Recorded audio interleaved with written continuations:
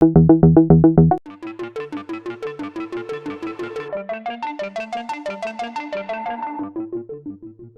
irrigation works come first. The waterworks come first, and the state comes after.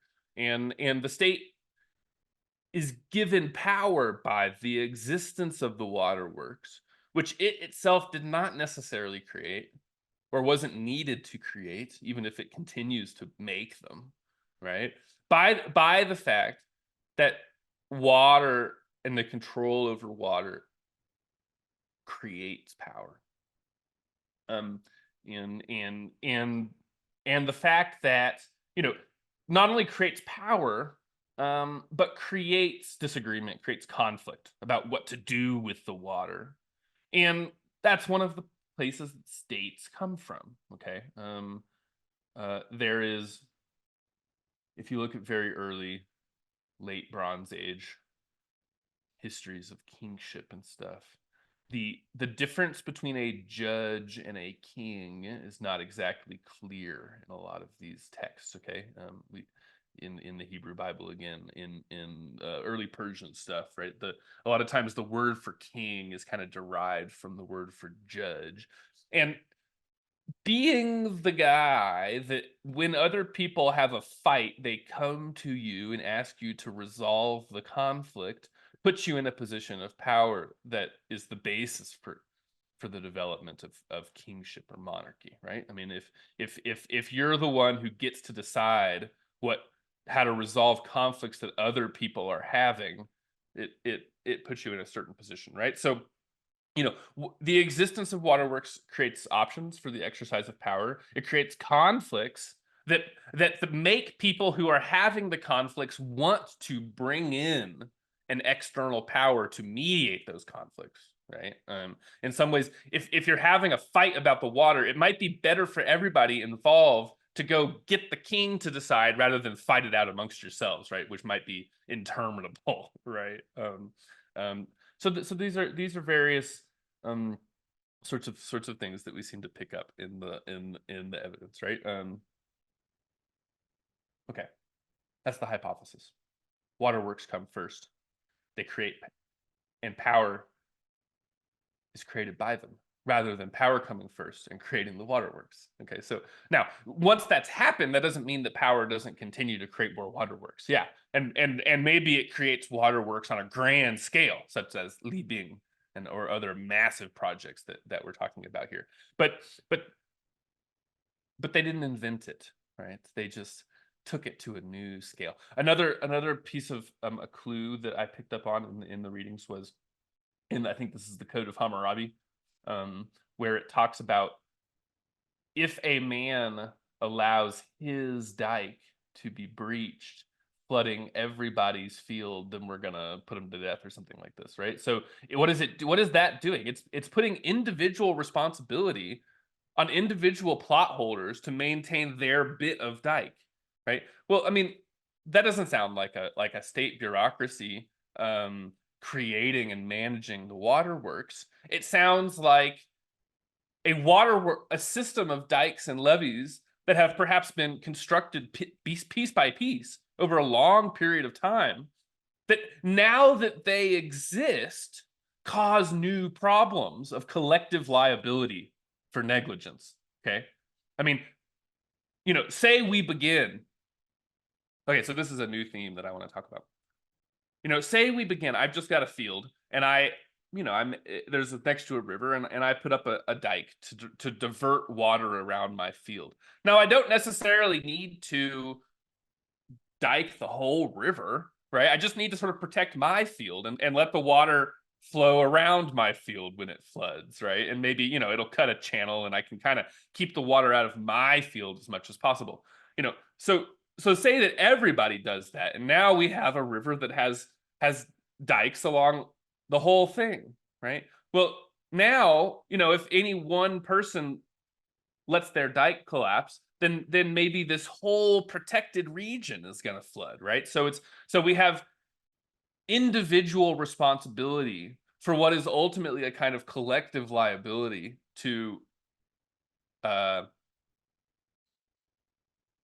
flood risk, whatever, right? That that empowers the state or a ruler, right? As the guy who can kind of reconcile the contradiction between those things, right? Because it can't just be that I'm responsible for my dike. Because if I fuck up my dike, then then it's bad for everybody, and so we need to empower some entity that's then going to deal with that. So this brings me to, I think, another big theme of all of this, which is the question of risk. Okay, risk and rationality. So I'm going to speak a little bit about risk and rationality, and then I'm going to open it up to discussion. Wittfogel talks a lot about rationality, the rationality of the bureaucracy. He has this theory of diminishing returns to rationality or something. I mean, which is, I don't know, sort of the idea that the bureaucracy can't micromanage everything, right? So you've kind of got a economic indifference curve or something. He's this idea of rationality kind of comes from Max Weber.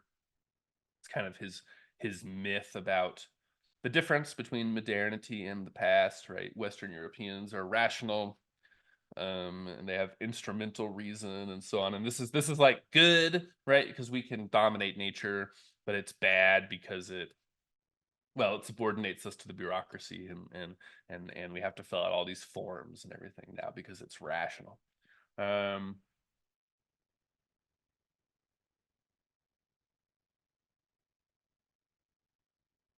Now, what is meant by rationality? I mean, what are you trying to do when you rationalize a system? And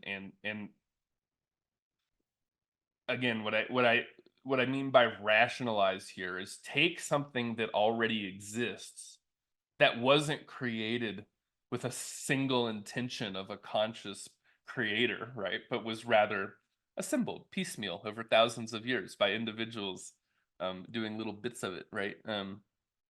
You want to rationalize that.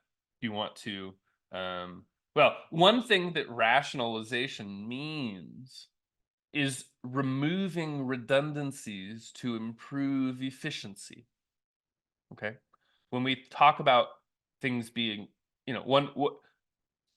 what do we want to do? Well, we want to grow as much wheat as possible.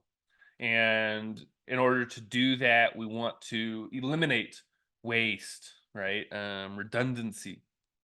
We want to create the most output with the least amount of input possible, right? There's one definition of what it means to rationalize a system. Why do you want to do this? Why did Li Bing divert the Yellow River? Well, because we already had states, right? We're in the warring states period. These states are locked into an equilibrium with one another. They want to conquer each other. They can't. They're stalemated. What's the solution to this? Build an enormous canal, okay, and bring enormous amounts of new arable land into cultivation. Increase your population density so that you can conquer the other states. That's the project, right? So we're trying to what? Well, we're trying to maximize some kind of output population of the state. Now, it's not at all clear that it's in the interests of the object of rationalization to be rationalized, right? I mean, why is it good for you if there's more population? You, a member of the population? Well, it's not necessarily, right? In fact, it could be bad for you. It could push you onto more marginal land. It could force you to subdivide your holdings further and further, so you have less land per person. All sorts of things, right? Having a bigger population is a cherished goal of the state, of the rulers, but it's not at all clear that it's good for the population for there to be more of them. And so you have a drive towards more intensive cultivation, right? Increasing the amount of output per input, land being the input, population being the output. That's the goal of these huge rationalization processes. And the question is, right? What does that do to risk?